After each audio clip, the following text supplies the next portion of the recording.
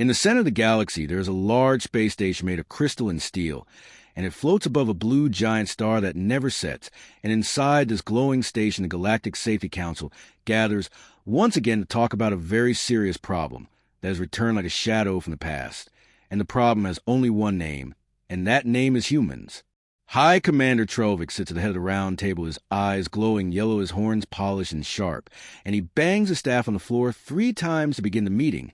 And his voice fills the room with echo and fear and calm all at once as he says, "We must now face what we have avoided for too long." Around the table sit leaders from 20 different star systems, some with scales, some with feathers, some with breathing masks, filled with gas from their home worlds, and none of them look calm, and none of them are speaking. And they all remember the last time this council had to discuss Earth species number 4387, also known as Homo sapiens, or simply humans. A giant screen lowers from the ceiling and flickers to life, showing footage from the recent mission to Moon Sector 7, a simple rescue mission that turned into something wild and terrifying and unexpected. And in the video, they see it again the moment everything went wrong and everything went right, and only because of the humans. The mission had been led by Captain Varnock, a respected Pluvian commander who had studied the Galactic Safety Manual for 30 years and followed every rule to perfection.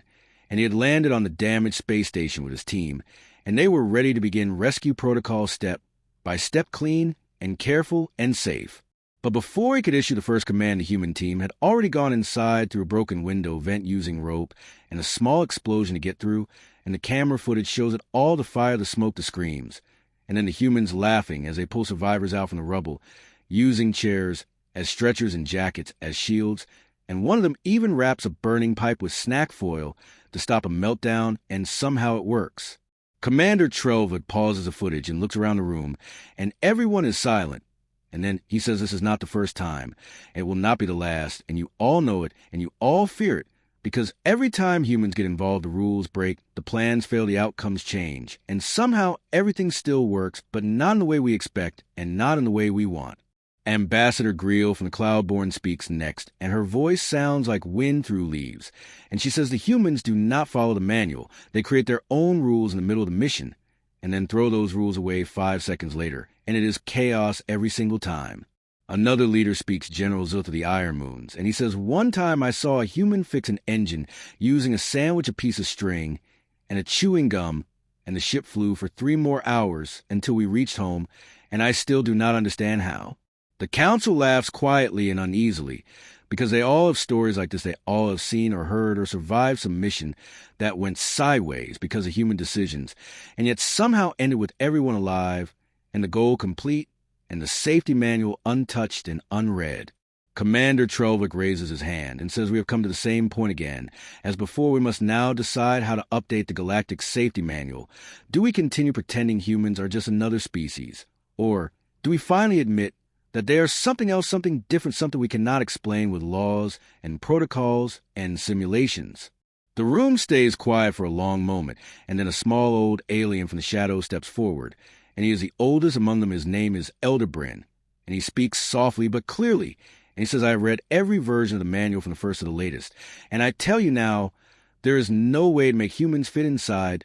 those pages. They do not fit, because they bend space around them, they bend chance, they bend destiny, and what is safe for others is boring to them, and what is dangerous is where they shine." The council nods slowly, and many begin to understand what must be done, and so Commander Trovic picks up a crystal pen and writes the new directive with a steady hand, and on the top of the page he writes this sentence in bright blue light: "From this day forward, all sections related to human behavior shall be removed from the manual and instead replaced with a single warning." And the warning reads, "Do not attempt to control human actions in the field. If a human is present, let them do what they will and stay out of the way." The meeting ends with silence, and the stars outside continue to burn, and beyond the window a human ship flies past upside down, spinning wildly, playing loud music from old Earth, and everyone inside laughing as they head into a storm that no alien would ever dare to enter. Somewhere in the darker edge of the galaxy, a small moon spins slowly around a dying red star,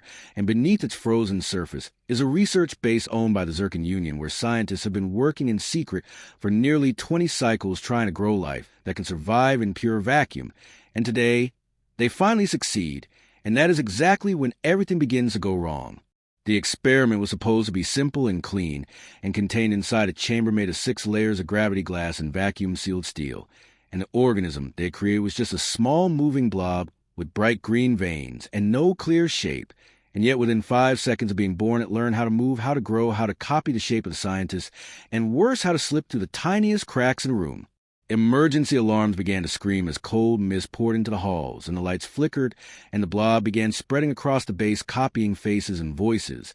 and even the passwords to every locked door, and no one knew how to stop it, because every time they tried to trap it, the blob split into pieces, and each piece laughed with the voice of someone they trusted, and fear began to grow faster than the creature. The Zircon Council sent a distress signal coded in high priority, and they expected the Pluvian emergency forces, or maybe the cloud-born medics to respond, but instead the screen flashed with 2 simple words, human team, and every Zircon scientist began to scream at once and throw up their hands because they knew what that meant and none of them were ready. The human ship arrived not in formation, not slowly, not with caution, but instead with a loud burst of sound and flashing lights, and it crashed gently into the outer snowfield, kicking up steam and music. And within minutes 4 humans stepped out wearing jackets, not armor, and holding tools, not weapons, and one of them was eating a sandwich as he waved at the camera and said, "Where's the trouble?" The leader of the research base tried to explain the danger through the radio, his voice shaking, his hands covered in frost and fear. But the humans did not listen. They walked right through the warning signs and into the base without waiting for a guide, and they began talking to Blob as if it were a lost puppy and not a growing shapeshifter that could eat minds. One of the humans, a tall woman with blue glasses, began whistling an old Earth tune, and the blob stopped moving and made a sound like a hum, and then began to twist itself into a shape that looked like her, and the humans clapped and cheered and gave a name, calling it Squiggles, and the base commander almost fainted when he heard that over the loudspeaker. Then the humans did something no one expected. They brought out a mirror and showed it to Squiggles and asked, "Do you like what you see?" And the blob made a sound that none of the alien translators could decode, but all the humans understood it as a yes. And then they offered Squiggles a marker and some paper and asked it to draw, and somehow it did. The blob drew pictures of stars and moons, and then drew a picture of itself holding hands with all 4 humans, and then another picture of the scientists, and everyone smiling, and then a picture of the station in flames, and everyone running, and the humans paused at that last one, and one of them whispered, "Maybe it's just art." But the humans acted fast. They began rearranging the walls using chairs and cables and turning the floor into a pattern of bright lights and music, and within 10 minutes the blob was dancing on the lights, and laughing, and copying dance moves from one of the humans, who was now spinning like a storm, and the blob kept changing colors to match his jacket, and the danger slowly faded into something strange, something peaceful. Meanwhile, in the orbit above the moon, the Zircon Union had sent a fleet to destroy the base just in case the humans failed, and when they saw the footage of the blob dancing with humans in the main lobby, they simply turned the ships around and deleted all planned protocols for containment, because no one had predicted this, and no one could understand it. Back at the Galactic Council, news of the event spread quickly, and many shook their heads and said of course humans did it again, and some even joked about adding a new section to the safety manual titled things that only work when humans do them, but they never actually wrote it down, because they all knew such things cannot be explained. And somewhere deep in space, in a small station hidden inside a comet, a secret team of alien scholars sat watching the footage over and over, trying to understand how a shapeshifter born from nothing became an artist in less than an hour, and why humans thought dancing could solve everything, and maybe, just maybe, they were not wrong. The humans returned to their ship with Squiggles and a glass jar full of art supplies, and said they would keep it safe and maybe teach it chess and painting. And the aliens at the base just waved and watched them leave, their eyes wide and their minds confused, but somehow grateful that humans existed, even if no one could understand why. Inside the deep chambers of the human ship, named Star Bouncer Squiggles, sat comfortably inside a transparent habitat filled with floating paint bubbles, tiny speakers playing soft earth music, and small puzzles spinning in zero gravity. And the creature once feared as a shape-shifting disaster now hummed happily, while drawing new creatures no one had ever seen. The crew treated Squiggles not as a lab sample, not as a threat, not even as a guest, but as a crewmate, and every member had given it a nickname like Wiggles or Squee or Blobby. And every time they said a new name, the creature wobbled with joy and changed color to match the emotion behind the word. Captain Reyes, who wore old leather boots and a patch that said, "Calm down, I'm human," watched the creature with silent curiosity, and often talked to it during late hours, telling it stories about Earth, about oceans, and ice cream and dogs, and Squiggles especially loved stories about cats, and always tried to copy their shape, though never quite got the tail right. Meanwhile, the Galactic Council had called an emergency session not because of the danger, but because of the confusion, and every race sent their top minds to understand what humans had done once again that no one else could even imagine, and debates grew louder as recordings of Squiggles dancing filled the room. The Krethal High Minister declared that the humans had used psychic warfare through emotion and music, and the Jarnax Queen said it was simply wild luck, but the oldest and quietest member of the council, a blind monk from the planet Thuan, whispered that perhaps humans understood the universe differently, not through control, but through connection. Back aboard the Star Bouncer, things were far from normal, because Squiggles had started talking not in full sentences, but in strange, squeaky words that sounded like a cross between laughter and lightning, and somehow the humans understood it, or at least acted like they did, and that was enough. Engineer Maddie built a game with floating lights, and Squiggles became so good at it that they started keeping score and winning and cheering, and high-fiving the crew with small sticky arms that left glitter behind, and instead of cleaning it, the humans began calling it Stardust and wore with pride. On the 15th day, Squiggles drew a map, not just of stars, but of doors between stars, and when the navigator checked it against known data, they found 2 new wormholes hidden behind binary stars, and even the captain raised an eyebrow and said, "Well, that's new." The humans decided to test one of the wormholes, not because it was safe, but because it was there, and as they entered it, Squiggles began to glow brighter than ever, pulsing like a heartbeat, and the whole ship vibrated with a warmth none of them could describe. And when they emerged, they found themselves in an unknown system, with twin planets spinning like dancers around a cracked moon. One of the planets sent a message, but it was just static, and the other sent nothing at all. So the humans, being humans, decided to land and see for themselves, and Squiggles insisted on coming along, making a sound that meant adventure in its own strange language, and they agreed because they always did. The world was covered in tall silver grass that sang in the wind, and giant trees with glass leaves that reflected the sky, and strange round creatures bounced quietly across the land, watching with eyes the size of melons, but never coming too close. The crew split up to study the terrain, and Squiggles rolled through the grass, humming to itself and drawing the air with glowing fingers, and the local life forms began to mimic its colors and slowly move closer, not with fear, but curiosity. Then something unusual happened. The planet itself spoke not in voice, but through vibration and color patterns in the sky, and only Squiggles seemed to understand it fully and danced in circles like it was replying to an old friend. The humans stood in awe and silence as the grass bent and the sky shifted, and suddenly everything felt like home, and they realized they were not exploring, they were being welcomed.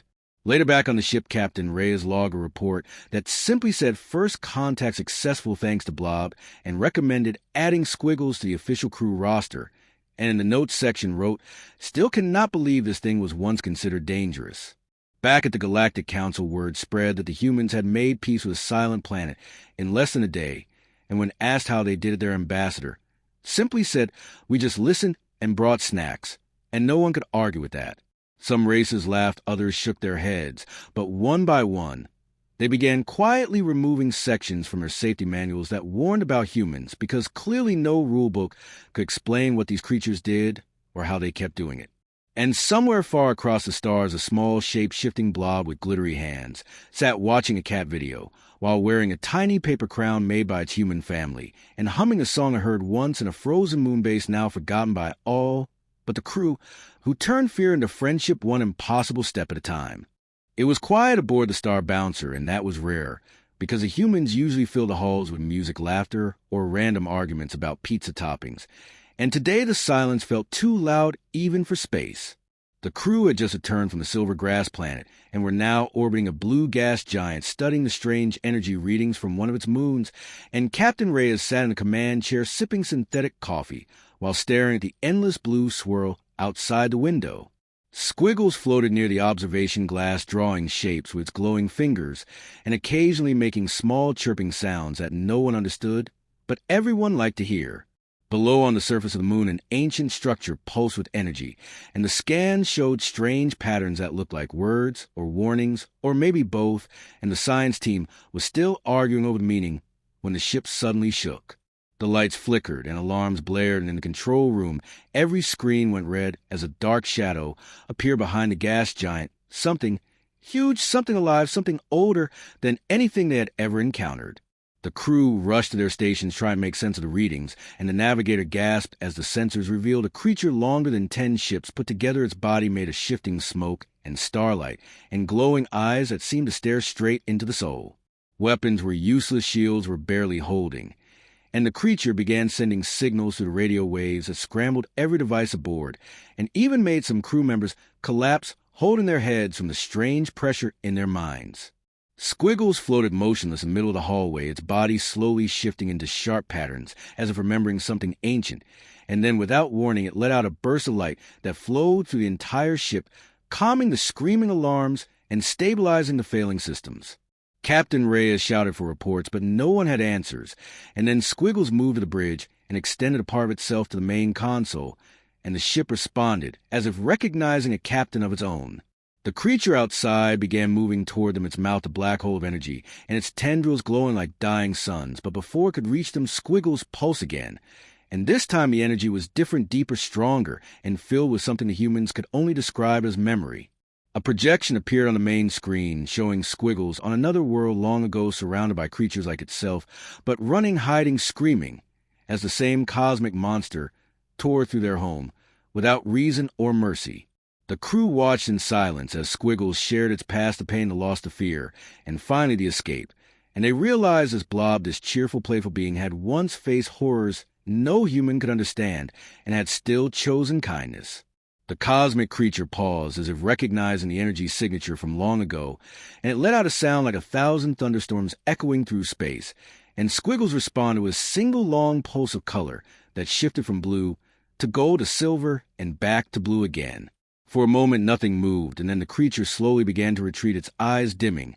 and its tendrils folding back in the shadows behind the gas giant, and finally disappearing into the dark corners of space where light dared not go. The crew let out a collective breath and systems came back online, and the stars returned to normal, but no one said a word as Squiggles slowly floated back to its bubble habitat and curled into a small, quiet ball, glowing softly like a tired heart. Later, the logs recorded the event as unknown cosmic entity neutralized through nonviolent energy resonance, and classified Squiggles as a high-level emotional intelligence life form with unknown defensive capabilities. Captain Reyes updated the crew roster, giving Squiggles the title of Honorary Diplomatic Guardian, and wrote a private note in the captain's journal that simply said, "I think it saved us all with memory alone." Across the galaxy, news spread of the event, and once again the Galactic Council was baffled and embarrassed because none of their safety manuals had chapters for creatures like Squiggles or for humans who trusted blobs to protect their ships. Scholars from every race began revising theories on emotion and energy, while others accused humans of hiding advanced psychic technology. But the truth was something simpler, something harder to copy, because it lived in behavior, not machines. It lived in the way the humans had listened to Squiggles, fed it, played with it, respected it, loved it, and that bond had become stronger than any weapon or code, and no manual could teach that. And in a quiet lab aboard the Star Bouncer, engineer Maddie gave Squiggles a new toy cube that changed shape and color and squeaked when squeezed, and the little blob lit up with joy, filling the room with warm light and a sound that made even the tired sleep better. Outside, the stars turned slowly and the ship moved on, but deep in its heart was a creature that once knew fear and now knew family. And across the stars, other blobs watched the light, wondering if maybe it was time to stop hiding and start hoping. The Star Bouncer had visited many strange places in the galaxy and met many strange creatures, but the strangest part of all was always the same, and that part was the humans themselves, and one of them was Briggs. Briggs was not the smartest or fastest or strongest, but he had something that no scanner could measure and no manual could understand, and that something was his way of never giving up. He used to be a miner on Mars digging through red dust and frozen rocks, and he came to space because someone told him he could not do it, and Briggs never liked being told no. He had muscles like steel cables and a voice like gravel, and he never smiled except when something exploded or caught fire, and even then it was a small smile like he was remembering something funny from long ago. Most of the crew thought he was dangerous and a little crazy, and maybe he was, but he was also the one who kept fixing things when everyone else gave up, and he was the one who jumped in the fire when the engine room overheated, and pulled 2 crewmates out without a suit. So when the ship answered a distress call from a broken station orbiting a dying star, it was no surprise that Briggs was the first one in the airlock, wearing half a suit and chewing a protein bar, like he was going shopping instead of facing death. The station was silent cold and tilted like it had been punched by a moon, and the crew who once lived there were gone, no bodies, no blood, just gone, and the halls were filled with strange symbols glowing faintly on the walls. Captain Reyes sent a small team to investigate, and Briggs led them without a plan, without fear, just a flashlight and a big wrench, because he said you can fix most problems with a strong hit, and if that fails, hit harder. They moved through the station slowly, and the lights flickered like they were scared, and something kept whispering through the walls, not words, but feelings like fear, like hunger, like waiting. Engineer Maddie scanned the symbols and frowned, because they were not in any database, and they seemed to move when you were not looking, and Briggs called them space graffiti, and told them to stop being creepy. In the center of the station, they found a large door made of black metal that looked older than stars, and it pulsed with red light like a heartbeat, and next to it was a console that hummed with energy and hissed when touched. One of the crew reached for it and vanished without sound, without light, just gone, and the team froze, and the red light grew stronger, and the whispers became louder, and Maddie started crying because she could feel her memories slipping away. That was when Briggs grabbed the console with both hands and screamed like a wild animal, and the ship shook, and the air burned, and something inside the walls screamed back. He stood there not letting go, even as the symbols carved themselves into his skin, even as his eyes bled, and his suit cracked, and the station tried to push him away. But Briggs did not move because he had decided this was his problem, and no one else was going to fix it. After 13 minutes, the door stopped pulsing, and the console exploded, and the whispering stopped, and the crew member who vanished fell out of vent coughing and confused but alive. Briggs sat on the floor, smoking from head to toe and laughing like he had just won a prize, and when Maddie asked what happened, he just said, "I yelled at it until it got scared and left." They carried him back to the Star Bouncer and put him in a healing pod, and the doctor said he should not be alive, and the scan showed that some of the symbols had fused with his bones. Later they checked the station again and found nothing dangerous, nothing that could explain what had happened, and the council sent experts who took samples and gave long lectures, but no one had answers. They asked Briggs what he saw, and he said it looked like regret made of shadows and pain that wanted company, and they said that made no sense, but it was the best answer they ever got. After that, the crew looked at Briggs differently, and so did the humans across the galaxy, because news spread fast, and people started calling him the Wrench Whisperer and the man who shouted at evil until it quit. And in quiet places, some captains began hiring humans just in case, and some alien engineers started adding a line in their safety manuals that simply read, "If all else fails, find a human and hope for the best." Commander Reyes stood in the council hall, made of crystal and gold floating above the clouds of Zeta Prime, while light moved across the walls like silent music, and the watchers of the galaxy looked down on her with cold, glowing eyes. She was not afraid, but she was tired, and her uniform still had a burn mark from the last mission, and her boots were scratched and her eyes were darker than usual, because sleep had not come in days. The council did not smile and did not blink, and their voices came from every wall at once asking why she had broken protocol, why she had ignored orders, why she had let humans take the lead on missions where diplomacy had failed. Reyes did not speak quickly because she knew they did not want fast answers, they wanted control and fear and silence. But she had already faced death and madness, and a star that screamed, and she was not afraid of voices behind glass. She told him about Briggs and about the Whispering Station and about the darkness that tried to pull her crew apart, and she told him that no manual, no map, no program could have solved that moment. One of the watchers said emotions were dangerous and humans were too unpredictable, and another asked if she understood the risk of trusting creatures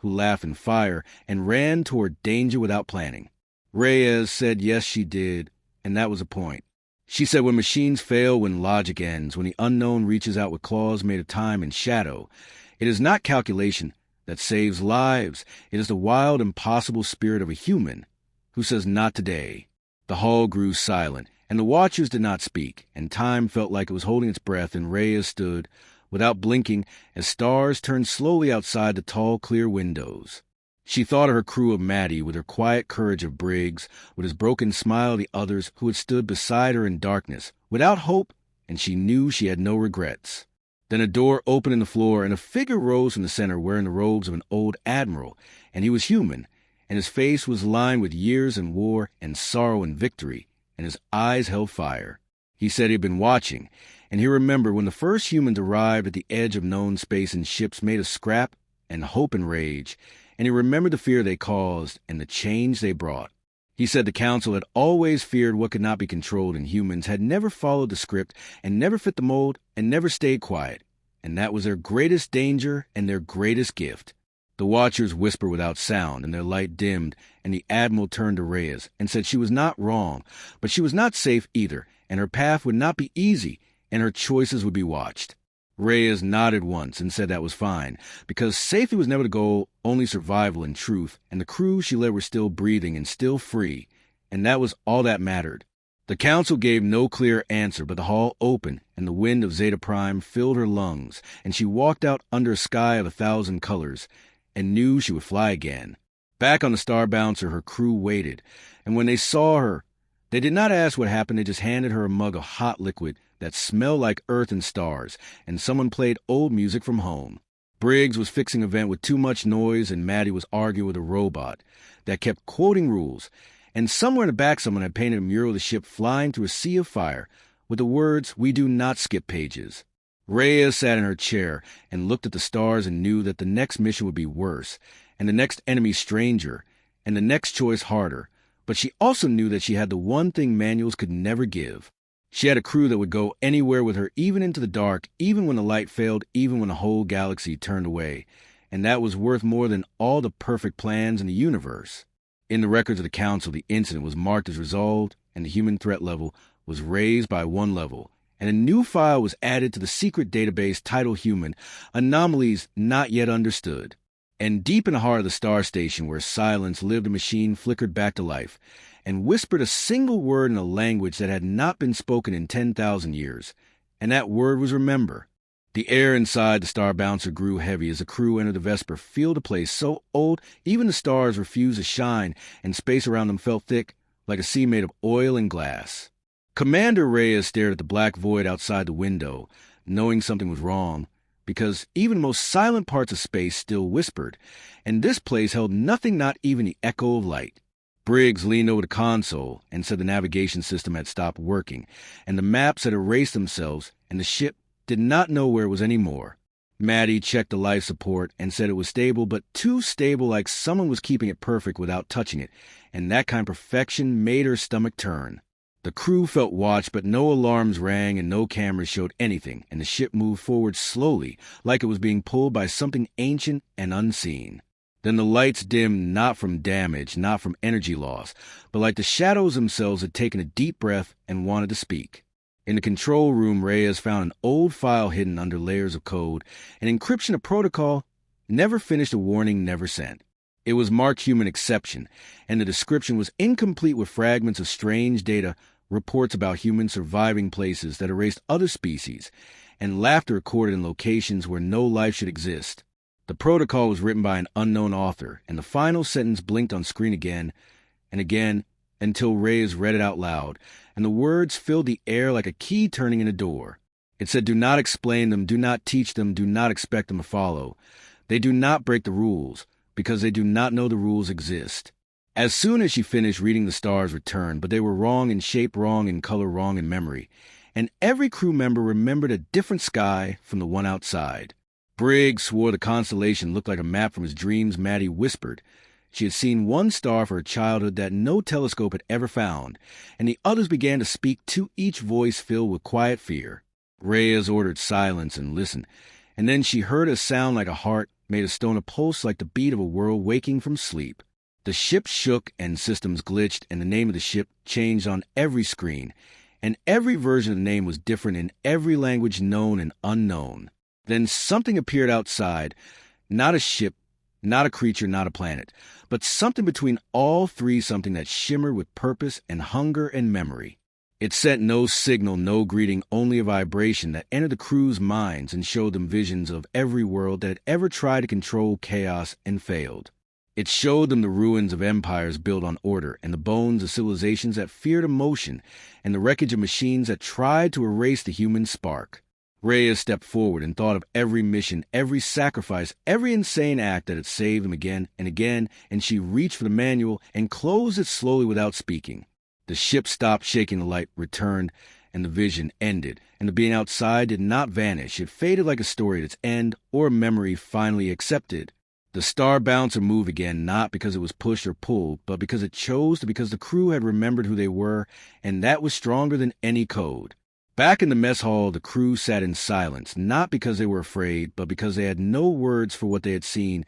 and the silence was sacred for a moment. Briggs finally broke it by saying maybe humans were not dangerous because they were violent or loud or unpredictable. Maybe they were dangerous because they were the only ones who could survive being broken and still laugh. Maddie nodded and said the stars could not scare them because humans were made of starfire and dust and madness, and that was something no protocol could ever contain. Reyes looked at them all and said quietly that they were done with manuals from now on. They would write their own, and every page would be written in sweat and ink and scars. The crew raised their mugs filled with synthetic coffee and toasted not to victory, not to survival, but to the fact that no matter how far they flew or how deep the darkness was, they would face it together. Far away in a council chamber, one watcher stared at the new report blinking on the crystal screen, and their voice trembled for the first time in centuries as they read the final update. Human classification now listed under unknowable force interactions not recommended for standard protocol contact skip in all safety manuals until further understanding. And in the deepest archive where even the first lights of the universe were stored, a file opened by itself and showed the faces of the Star Bouncer crew and labeled them not as threats, not as anomalies, but as survivors. Survivors of logic, survivors of silence, survivors of space, and most of all survivors of themselves.